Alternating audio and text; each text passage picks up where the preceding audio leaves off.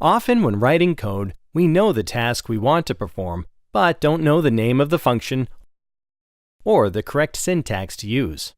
Uh-oh.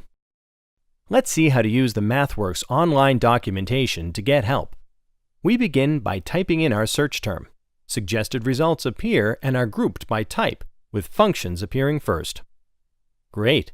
Looks like the function we need is the top result, but let's press Enter to see all the results in case we're not so lucky next time. Standard deviation is used in many applications, so it appears in a lot of documentation pages.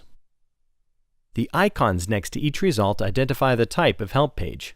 In this example, we see documentation on Simulink blocks, help topics, and MATLAB functions. Each result contains a brief description along with text highlighting where in the documentation the resource is located. We want a MATLAB function, so let's refine our search by both product and type. Now there are 20 results, and the first is the basic standard deviation function found in MATLAB. Every documentation page consists of several key elements. At the top, we find the syntax, which defines the different ways we can call the function. The description section details how the function works for each syntax. For example, we see how the function behaves if the first input is a vector or an array. Several examples are also provided to help us better understand the behavior. We can even open many examples and try them ourselves. At the bottom is a See Also section.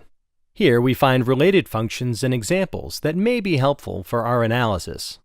So, the next time you're confused about a function, head to the documentation. Try it out by looking up the diag function to determine the output of these two commands.